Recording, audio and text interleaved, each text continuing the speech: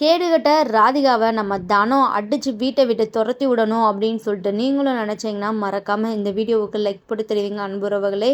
இனி வரக்கூடிய எபிசோடுக்கான ப்ரொடிக்ஷன் பார்க்கலாம் வாங்க. போலீஸ்காரங்களும் வந்து கை விரிச்சிடுறாங்க. யார் என்ன அப்படின்னு சொல்லிட்டு எந்த டீட்டெயிலுமே தெரியாமல் எப்படி நாங்கள் கம்ப்ளைண்ட் எடுத்துக்கிறது அப்படின்னு சொல்லிட்டு இங்கே தனம் வந்து என்ன பண்ணுறதுனே தெரியாமல் ரொம்பவே ஃபீல் பண்ணுறாங்க. முடிஞ்ச அளவுக்கு அங்கே பேசிட்டு நம்ம கதிர் வந்து தனத்தை சமாதானப்படுத்தி வீட்டுக்கு கூட்டிகிட்டு வராங்க. இங்கே என்னாச்சு தனம் கதிர் இன்னுமே வரலையே அப்படின்னு சொல்லிட்டு ருக்மணி அம்மாவும் வந்து வெயிட் பண்ணிட்டு இருக்கிறாங்க. தனமும் கதிரும் வீட்டுக்கு வராங்க. வாசுகி இருந்துக்கிட்டு தனத்தை பிடிச்சி கத்த ஆரம்பிக்கிறாங்க. ஏண்டி தனம், வேலை முடிஞ்சால் சீக்கிரம் வீட்டுக்கு வரமாட்டேன், வீட்டில் உள்ள வேலையெல்லாம் யார் பார்க்க, வயசான காலத்தில் எல்லா வேலையும் நான் பார்த்துட்டு இருக்கதா அப்படின்னு சொல்லிட்டு வந்து சொல்கிறாங்க. தனத்துக்கு என்ன சொல்கிறதுனே வந்து தெரியல. கொஞ்சம் லேட் ஆகிடுச்சுங்க, மன்னிச்சுக்கோங்க அப்படின்னு சொல்லிட்டு வந்து சொல்கிறாங்க. இருந்தாலுமே வாசிக்கு வந்து ரொம்பவே தனத்தை வந்து திட்டுறாங்க. இது கதிருக்கு சுத்தமாக பிடிக்கல. ஏமா தேவையில்லாமல் எப்போ பார்த்தாலும் தனமாவை திட்டிகிட்டே இருக்கிறீங்க, என்ன நடந்துச்சு ஏது நடந்துச்சு அப்படின்னு சொல்லிட்டு உங்களுக்கு கொஞ்சமாச்சும் தெரியுமா, தெரியாமல் எதுக்காக வந்து இப்படிலாம் வந்து பேசுகிறீங்க அப்படின்னு வந்து சொல்கிறாங்க. அப்படி என்ன நடந்துச்சு, சும்மா எப்போ பார்த்தாலும் நீ அந்த தனத்துக்கு தான் சப்போர்ட் பண்ணிக்கிட்டு இருக்கிற, அம்மாவை கொஞ்சம் கூட மதிக்கவே மாட்ற அப்படின்னு சொல்லிட்டு வாசுகி வந்து புராணத்தை பாடிட்டு இருக்கிறாங்க. இன்னொரு பக்கம் நம்ம ருக்மணி அம்மாவுக்கு வந்து விஷயம் தெரிய வருது. தனம் ஏதோ பிரச்சனையில் இருக்கிறா, முகமே சரியில்லை அப்படின்னு சொல்லிட்டு ருக்மணி அம்மா இருந்துக்கிட்டு தனத்துக்கிட்ட வந்து பேசுகிறாங்க. தனம், என்னம்மா ஆச்சு, ஏன் உன் முகமே வாடி போயிருக்குது, எதனாலும் பிரச்சனையா, எதுனாலும் வந்து பார்த்துக்கலாம், அம்மா கிட்ட சொல்லு, சீக்கிரமே எந்த பிரச்சனையாக இருந்தாலும் சரியாயிடும் அப்படின்னு சொல்லிட்டு வந்து சொல்கிறாங்க. தனம் இருந்துக்கிட்டு அதெல்லாம் எந்த பிரச்சனையும் இல்லைம்மா அப்படின்னு சொல்லிட்டு வந்து சொல்கிறாங்க. இங்கே வாசிக்கு வாயை மூடுறாப்புல இல்லை. அப்புறம் நம்ம கதிர் வந்து விஷயத்தை போட்டு உடைச்சிடுறாங்க. இந்த மாதிரி தனம் அக்கௌண்ட்டில் இருந்த பணம் வந்து திருடு போயிடுச்சு அப்படின்னு சொல்லிட்டு அதை கேட்டதுமே எல்லாருக்குமே ரொம்பவே அப்படியே அதிர்ச்சி ஆகுது. வாசிக்கு வந்து இன்னமும் நம்ம தனத்தை வந்து ஒரு மாதிரி பேச ஆரம்பிச்சிடுறாங்க. கொஞ்சம் கூட பொறுப்பே இல்லாமல் இருக்கிற, அது எப்படி உன் அக்கௌண்ட்டில் இருந்த பணம் வந்து காணாமல் போகும், இதெல்லாம் நம்புகிற மாதிரி இருக்குதா, எதுக்காக போய் சொல்லிகிட்டு இருக்கிற, என் பையன் தலையில் எல்லாத்தையுமே உன் கடனை கட்டணும் அப்படின்னு சொல்லிட்டு ஒரு முடிவில் இருக்கிறியா. தனத்துக்கு என்ன சொல்கிறதுனே தெரியல. அப்படியே கண்ணீரோடு நிற்கிறாங்க. ராதிகாவும் பார்த்திங்கன்னா நடுவில் வந்து தேவையில்லாமல் வந்து பேசிகிட்டு இருக்கிறாங்க. ராதிகாவை கதிர் செம்மையாக திட்டி விடுறாங்க. ராதிகா, இது உனக்கு தேவையில்லாத விஷயம், ஒழுங்கு மரியாதையாக போயிட்டு ஓரமாக நில்லு அப்படின்னு சொல்லிட்டு வாசிக்கு வந்து வாயை மூறாப்லேயே இல்லை. தனத்தை பார்த்திங்கன்னா பயங்கரமாக வந்து திட்டிகிட்டே இருக்கிறாங்க. இதனால் கதிர் செம்ம டென்ஷன் ஆகிட்டு, இப்போ உனக்கு என்னம்மா பிரச்சனை, இதுக்காக தேவையில்லாமல் தனமாவை வந்து பேசிகிட்டு இருக்கிறேன், தனமா கடனை நான் கட்டினா என்ன, அவங்க வேற யாரும் கிடையாதுல்ல, என்னோட பொண்டாட்டி தானே, நம்ம எல்லா பேருமே தனமா வீட்டில் தானே இருக்கிறோம், அது கொஞ்சமாச்சும் உங்களுக்கு ஞாபகம் இருக்குதா அப்படின்னு சொல்லிட்டு நம்ம கதிர் வந்து நல்லாவே வாசிகையை வெளுத்து வாங்குறாங்க. வாசிகை அப்படியே பார்த்திங்கன்னா வாயடைச்சு போய் நிற்கிறாங்க. ருக்மணி அம்மா தனத்துக்கிட்ட வந்து பேசுகிறாங்க. எப்படி இதெல்லாம் நடந்துச்சு அப்படின்னு சொல்லிட்டு கேட்கும்போது தனம் நடந்த எல்லா விஷயத்தையுமே வந்து சொல்கிறாங்க.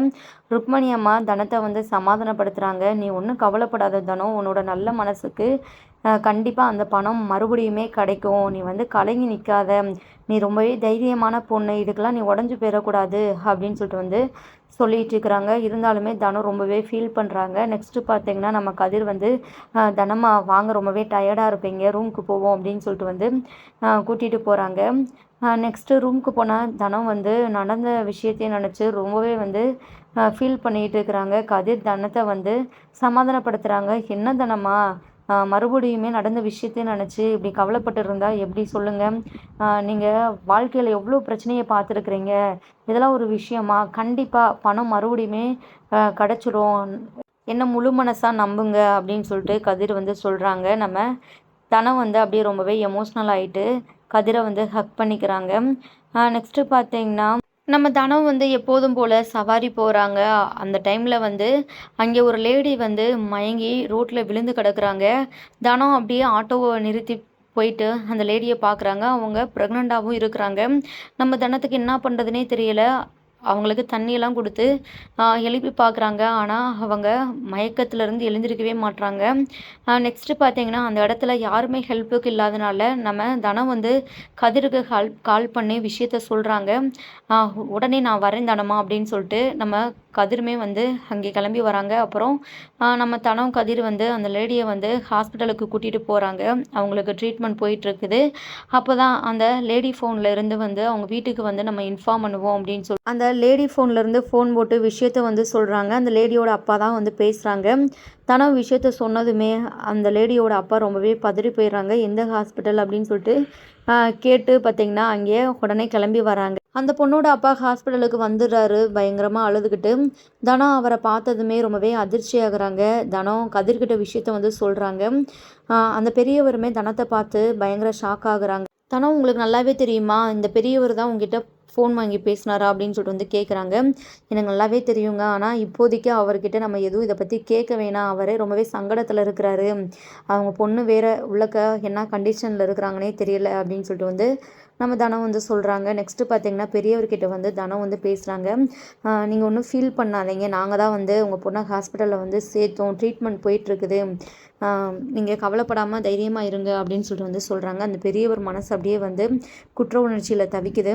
நெக்ஸ்ட்டு டாக்டர் வெளியே வராங்க. பெரியவர் போயிட்டு டாக்டர்கிட்ட வந்து பேசுகிறாங்க. என் பொண்ணு நல்லா இருக்கிறாளா, அவளுக்கு எந்த பிரச்சனையும் இல்லைலா, வயிற்றில் இருக்கிற குழந்தை நல்லா இருக்குதா அப்படின்னு சொல்லிட்டு வந்து கேட்கும்போது டாக்டர் இருந்துக்கிட்டு அவங்களுக்கு எந்த பிரச்சனையும் இல்லை, ரொம்பவே நல்லா இருக்கிறாங்க, நல்ல வேலை கரெக்டான டைமுக்கு வந்து அவங்கள ஹாஸ்பிட்டலுக்கு கூட்டிகிட்டு வந்தாச்சு, இல்லைன்னா அவங்களுக்கு என்ன நடந்திருக்குன்னே தெரியாது, அவங்களுக்கும் அவங்க வயிற்றில் வளர்கிற குழந்தைக்கும் கண்டிப்பாக பிரச்சனையாயிருக்கும் அப்படின்னு சொல்லிட்டு வந்து டாக்டர் சொல்லவுமே அந்த பெரியவர் பார்த்திங்கன்னா ரொம்பவே கண்கலங்க ஆரம்பிச்சிடறாரு. அந்த பெரியவர் வந்து ரொம்பவே அழுதுகிட்டு நம்ம தனம் கதிருக்கு வந்து நன்றி சொல்கிறாங்க. நீங்கள் தான் சாமி போல் வந்து என் பிள்ளைய வந்து காப்பாற்றிட்டீங்க அப்படின்னு சொல்லிட்டு தனம் மெதுவாக அந்த பெரியவர்கிட்ட வந்து கேட்குறாங்க. தப்பாக எதுவும் நினச்சிக்கிறாதீங்க, நீங்கள் எங்கிட்ட ஃபோன் வாங்கி பேசுனீங்களே, அப்புறம் என்னோடய அக்கௌண்ட்டில் இருந்த பணம் காணாமல் போயிடுச்சு, அந்த பணம் எனக்கு ரொம்பவே வந்து தேவையானது அப்படின்னு சொல்லிட்டு தன்னோட நிலைமையை வந்து ரொம்பவே ஃபீல் பண்ணி தனம் வந்து சொல்கிறாங்க. இந்த டைமில் உங்ககிட்ட இதை கேட்குறது சரியா அப்படின்னு சொல்லிட்டு வந்து தெரியல, ஆனால் வேறு வழி இல்லாமல் தான் கேட்குறோம் அப்படின்னு சொல்லிட்டு தனம் சொல்லவுமே பார்த்திங்கன்னா அந்த பெரியவரும் மனசு இறங்கி நடந்த விஷயத்த வந்து சொல்லிடுறாங்க. பெரியவர் ரொம்பவே யோசிக்கிறாங்க.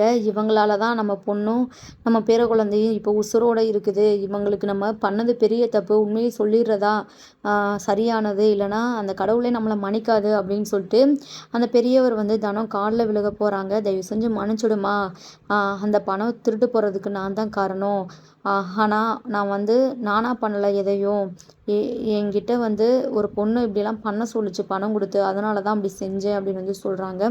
அதை கேட்டு தனம் கதிருக்கு ரொம்பவே அதிர்ச்சியாக இருக்குது. யார் என்ன அப்படின்னு சொல்லிட்டு கேட்கும்போது அந்த பொண்ணு பேர் ராதிகா அப்படின்னு சொல்லிட்டு வந்து சொல்கிறாங்க. அதை கேட்டு தனம் ரொம்பவே அதிர்ச்சி ஆகுறாங்க. நம்ம கதிர் பார்த்திங்கன்னா உச்சக்கட்ட கோபத்தில் இருக்கிறாங்க. அந்த ராதிகா இந்த மாதிரி கேடுகட்ட விஷயத்தெல்லாம் பண்ணிகிட்டு இருக்குதா, இனியும் அந்த ராதிகாவை வந்து வீட்டில் வச்சிருக்கவே கூடாது அப்படின்னு சொல்லிட்டு கதிர் வந்து முடிவெடுக்கிறாரு. நெக்ஸ்ட்டு பார்த்தீங்கன்னா தனம் இருந்துக்கிட்டு, ஐயா எங்களுக்கு கொஞ்சம் உதவி பண்ணுறீங்களா, நடந்த விஷயத்த எங்கள் வீட்டில் வந்து எல்லாருக்கிட்டேயும் வந்து சொல்கிறீங்களா அப்படின்னு சொல்லிட்டு நம்ம தனம் ரொம்பவே ரெக்வெஸ்ட் பண்ணி கேட்குறாங்க. அந்த பெரியவர் இருந்துக்கிட்டு, கண்டிப்பாக வந்து சொல்கிறேம்மா, நீங்கள் எவ்வளோ பெரிய உதவி பண்ணியிருக்கிறீங்க, உங்களுக்காக இது கூட பண்ண மாட்டேன்னா என் மேலே தான் தப்பு அப்படின்னு சொல்லிட்டு அந்த பெரியவரும் பார்த்தீங்கன்னா தனம் கதிரோட வீட்டுக்கு வராங்க. பெரியவரை வெளியவே நிற்க வச்சுட்டு தனம் கதிர் வந்து வீட்டுக்குள்ளே வராங்க. ராதிகா வந்து இருக்கிறாங்க. ராதிகா வந்து ஒரு மாதிரி தனத்தை வந்து பேசிட்டாங்க. என்ன தனம், உன்னோட பணம் வந்து கைக்கு வந்து சேர்ந்துருச்சா, அது கண்டிப்பாக கிடைக்கவே கிடைக்காது, யாருக்கிட்ட போயிட்டு ஏமாந்தையோ அப்படின்னு சொல்லிட்டு வந்து சொல்லிட்டு இருக்கிறாங்க. நம்ம கதிர் ரொம்பவே கோவத்தோட ராதிகா முன்னாடி வந்து நிற்கிறாங்க. ராதிகாவுக்கு ஒன்றுமே புரியலை. என்னம்மாம்மா, என்னையே இப்படி முறைச்சிக்கிட்டு பார்க்குறீங்க அப்படின்னு சொல்லிட்டு வந்து கேட்குறாங்க. தனமா பணம் காணாமல் போனதுக்கு உனக்கும் எந்த சம்மந்தமும் இல்லை அப்படின்னு சொல்லிட்டு வந்து கேட்குறாங்க. மாமா நீங்கள் என்ன பைத்தியமா, அவள் அக்கௌண்ட்டில் இருந்த பணம் காணாமல் போச்சுன்னா அதுக்கு நான் என்ன பண்ணுறது, எனக்கும் அதுக்கும் எந்த சம்மந்தமும் இல்லை, அத்தை பாருங்கத்தை விட்டால் உங்கள் பிள்ளை ஏன் மேலே திருட்டு பழியை தூக்கி போட்டுருவார் போலையே, சரி வீட்டில் இருக்கிற பணத்தை காணான்னு சொல்லி சரி வீட்டில் நான் இருக்கிறேன் அப்படின்னு சொல்லிட்டு என்கிட்ட வந்து இந்த மாதிரி கேட்டாலும் ஒரு நியாயம் இருக்குது, அக்கௌண்ட்டில் இருக்கிற பணத்தை காணாமன்னு ஏன்ட்ட வந்து இப்படிலாம் கேட்குறது கொஞ்சமாச்சும் நியாயமா அப்படின்னு சொல்லிட்டு வந்து ராதிகா நடிக்கிறாங்க. வாசி இருந்துக்கிட்ட, டேய் கதிர், உனக்கு கொஞ்சமாச்சும் மண்டையில் அறிவு இருக்கதா இல்லையா, எதுக்காக இப்படி லூசுத்தனமாக வந்து ராதிகா கிட்ட வந்து பேசிகிட்டு இருக்கிற அப்படின்னு சொல்லிட்டு வந்து கேட்குறேன். அம்மா கொஞ்ச நேரம் நீ அமைதியாக வாய மூடிட்டு இருக்கிறியா அப்படின்னு சொல்லிட்டு நம்ம கதிர் வந்து சொல்கிறாங்க. நெக்ஸ்ட்டு பெரியவரும் பார்த்தீங்கன்னா வீட்டுக்குள்ளே வராங்க. அவரை பார்த்ததுமே ராதிகாவுக்கு அப்படியே பார்த்தீங்கன்னா தூக்கி வாரி போட்டுருது. எதுக்காக இந்த ஆள் இப்போ இங்கே வராரு, கொஞ்ச நாள் இந்த பக்கமே இருக்கவே கூடாது, இந்த தனம் கண்ணில் படவே கூடாது தானே நம்ம சொன்னோம், அப்புறம் எதுக்காக இங்கே அதுவும் வீட்டுக்கே வராரு அப்படின்னு சொல்லிட்டு ராதிகா அப்படியே பார்த்தீங்கன்னா கன்ஃபியூஷனில் நிற்கிறாங்க.